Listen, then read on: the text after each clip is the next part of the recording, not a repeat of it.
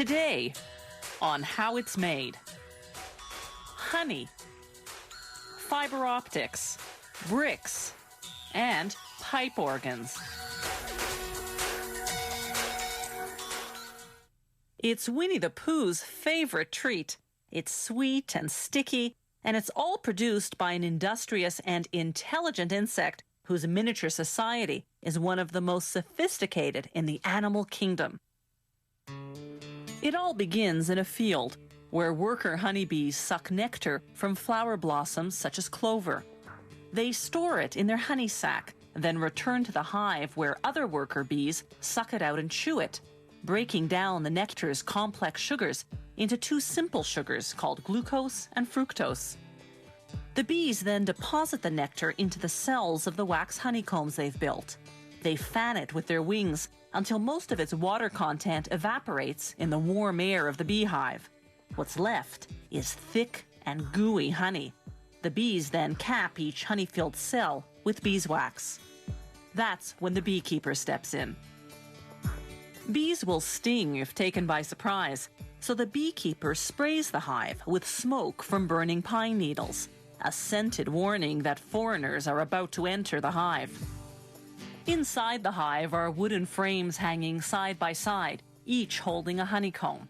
A hive can house hundreds of thousands of bees, all descendants of the prolific grand poobah of beedom, the queen bee. She's the big one in the middle.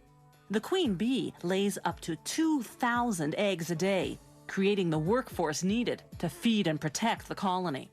But the beekeeper tricks the colony's defenders. He replaces the hive's cover with a device called a bee escape, which smells like cherries.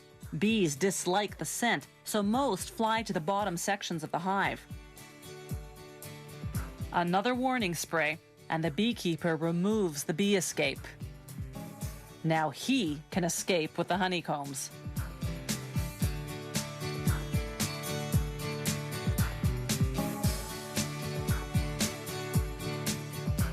Inside the honey factory, they put the honeycomb frames on what's called an uncapping machine. Like a razor, it shaves the wax caps off the honey-filled cells of the combs. They scrape off the remnants manually. Then they set the frames on another machine called a honey extractor. It spins the honeycombs until all the honey is forced out of the cells. Afterwards, they filter the honey to remove any pieces of wax capping that slip through. Then, the honey is ready for bottling. Some beehives contain smaller frames designed to produce honey that isn't extracted from the honeycomb. Workers remove the frame and cut the honeycomb into pieces as is with a heated knife. That seals the wax around the honey inside.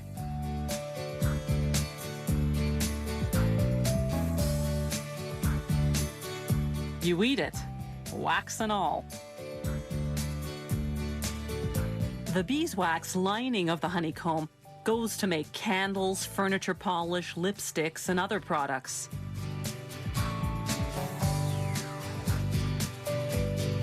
When producers have more liquid honey than they can sell, they simply let it granulate, develop sugar crystals, and turn hard and white. Then, when the orders come in, they return it to its original liquid form by heating it to 130 degrees Fahrenheit. They vacuum clean the jars.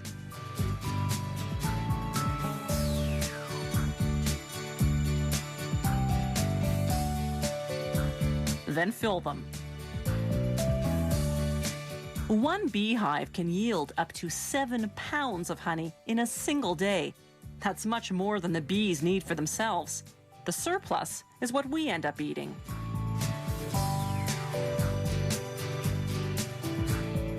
Honey production today is both efficient and humane. For centuries, the only way to harvest honey from hives had been to kill the bees. Then, in 1851, an American beekeeper invented a way to get the honey, yet spare the bees. His method, with the removable honeycomb frames, is the one we still use today.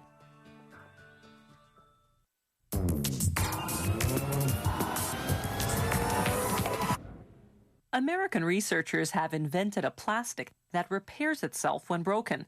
Just apply heat, a simple hairdryer will do, and the break automatically mends itself. This could solve a long-time problem in electronics, because when components heat up and cool down, they weaken the plastic around them.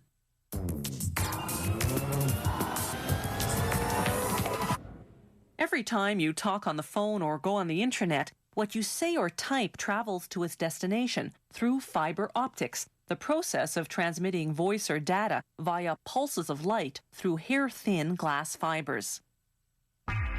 Those fibers start out as large glass tubes. First, workers unwrap the tubes.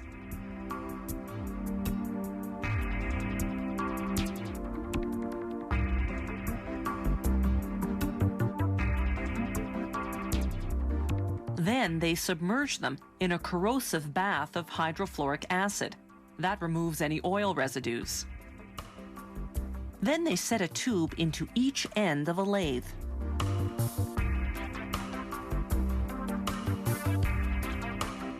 As the tubes spin, they're heated with a hydrogen-oxygen flame. When the glass turns white, it's getting close to hitting peak temperature. At 2,000 degrees Celsius, the two tubes fuse together. They put this new longer tube onto another lathe. As the tube spins, they inject a mixture of chemical gases inside, while a traversing burner heats everything up. The gas mixture contains liquid forms of silicon, an abundant chemical element found in nature, and germanium, a chemical element similar to tin that's used as a semiconductor in transistors and other electronic devices. As the gases heat, they undergo a chemical reaction that leaves a white soot on the inside of the glass tube. The heat fuses the soot, forming what will eventually become the core of the optical fiber. The glass tube itself will form the fiber's covering. When there's enough fused soot, they turn up the heat until the soot itself turns into glass. Then they heat the glass tube enough to soften it, as well as the new glass inside. The intense heat eventually makes the tube collapse on itself to form a solid rod. The internal structure of the optical fiber has been achieved. But it's in the form of a big, bulky rod called a preform, so the next step is to thin it out. First, they excise the preform from the uncollapsed section of the glass tube.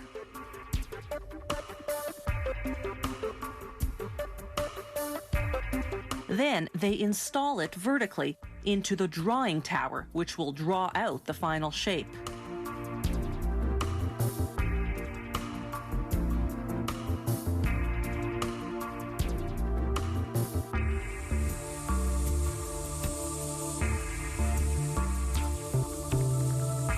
The drawing tower's oven heats one end of the preform to 2,000 degrees Celsius.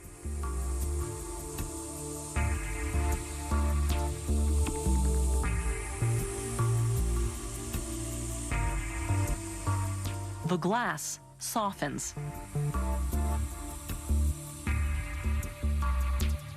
Gravity helps pull it down, like honey dripping from a spoon.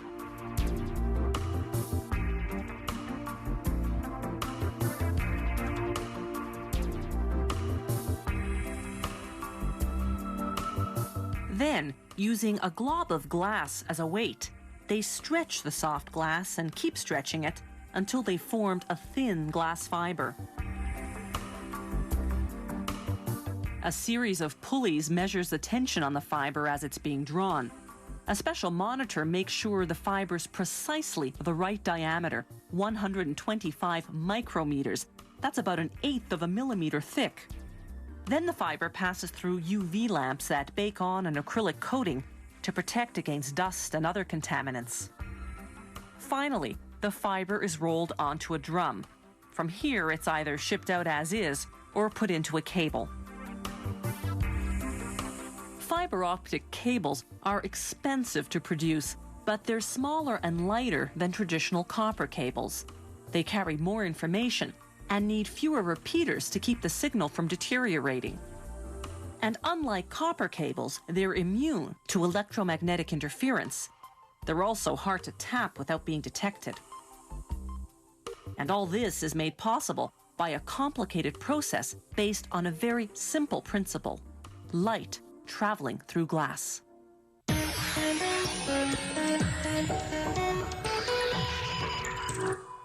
Those three little pigs knew what they were doing when they built that brick house. Not only are bricks wolf-proof, they're also fireproof, pest-resistant, and weather-resistant. No wonder they're one of the world's oldest building materials. Bricks are often made of shale, a lightweight rock that splits easily into thin layers. Quarry machines dig 40 centimeters down to expose the shale to the elements for 2 years. This weakens it, making it easier to process once it gets to the factory. A 4-foot-high stone wheel with a steel tire grinds the shale into powder. It grinds up 50 tons of shale per hour.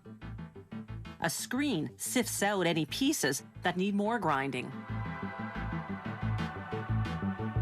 The powder goes to the pug mill, which mixes it with water. This makes a thick paste that will next go through the extrusion machine. The extruder forces the paste through a rectangular opening to form one long continuous piece called a slug.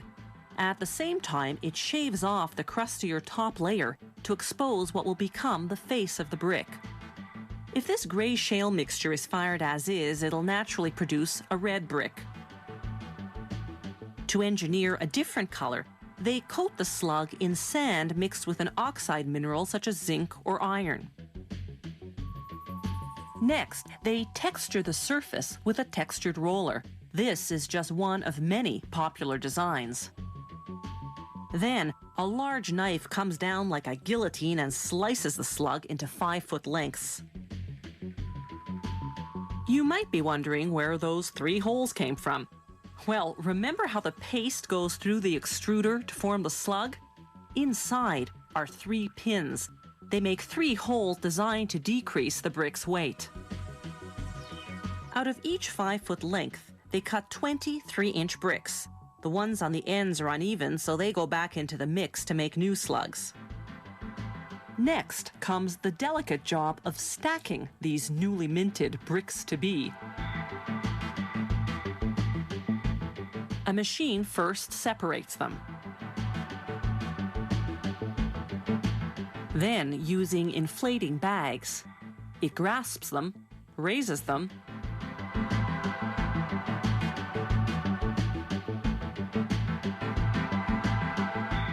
then stacks them. Meanwhile, the water in the bricks is starting to evaporate. To hasten that process, the bricks go into a dryer for 2 days. The dryer gets its hot air from the heat generated by the kiln, where the bricks go next for firing.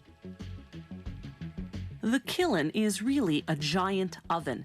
It fires the bricks at 1,040 degrees Celsius.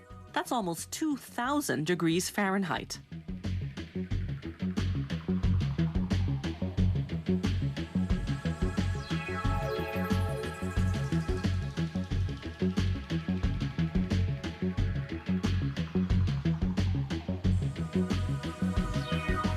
One and a half days later, the bricks are ready. The transfer machine takes them out of the kiln. But before they go to market, a technician does a quality check. He weighs and measures a sample to see if it meets the design specifications. Bricks are supposed to absorb some water, but not too much. Yet if they repel water completely, they'll also repel the wet mortar the masons use to stick the bricks together. So to test absorbency, the technician breaks a brick in half. He weighs it before and after soaking it in water for 24 hours.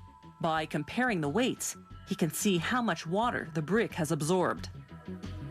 Once the batch gets the okay, they stack the bricks into cubes of 500 to 600. Each brick weighs 5.5 pounds, so each cube weighs in at about 1/4 ton. Brick is one of the sturdiest building materials around. It doesn't rot, fade, warp, or dent the way some other materials can. Bricks are also energy efficient. They absorb heat to help cool your house in the summer and hold heat to help keep it warmer in the winter.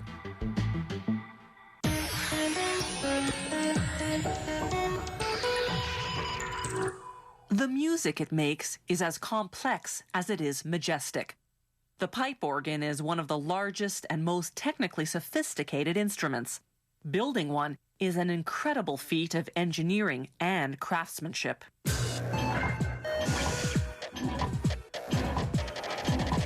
Early man discovered he could make music by blowing across hollow reeds of different lengths. In ancient Egypt, an engineer devised what would later become the basic technology of the pipe organ, a steady airflow without mouth blowing, while controlling the air to each pipe to create different notes.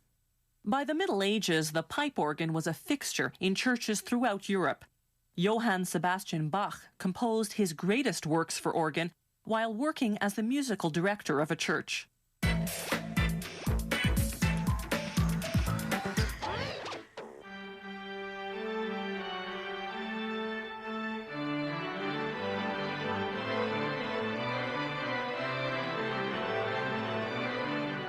A concept artist creates the design.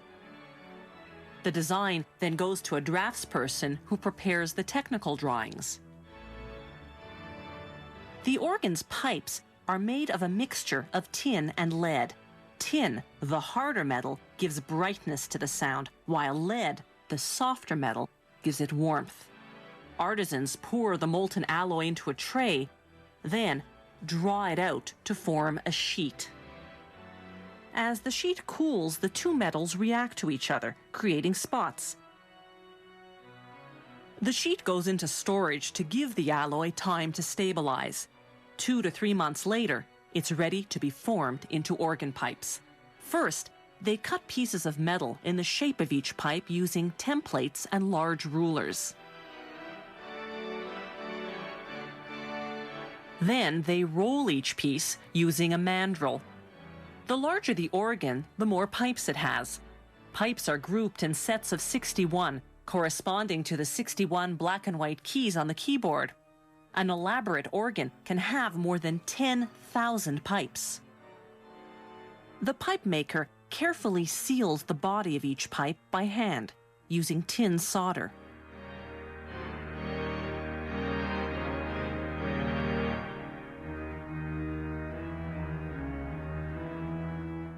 Next, he solders the body of the pipe to the foot and languid. The languid is the part that produces the pipe's sound.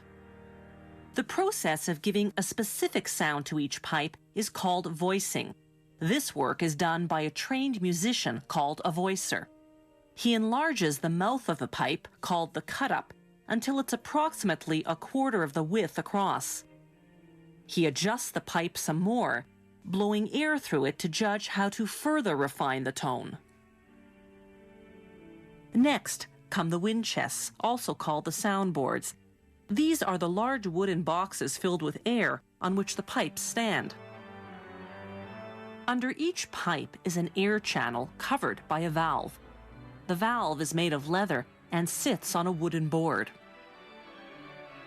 When the organist pushes a key on the keyboard, the corresponding valve drops down like a trapdoor, releasing air into the pipe to play the note.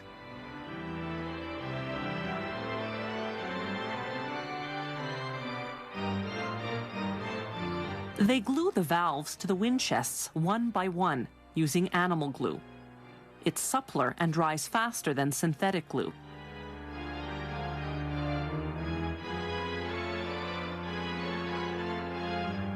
The valves are connected to the organ's keys mechanically by long tracks of cedar wood or by electrical wiring. The electric signal triggers electromagnets to cause a sudden air depression, making the trapdoor valve drop down and let the air in. The console is the organ's brain. It contains all the controls for the keys and sets of pipes. The organ's white keys are made of lindenwood covered with bone. The black keys of ebony or rosewood. An artisan adjusts the keys using a weight. When the weight rises, the tension is just right.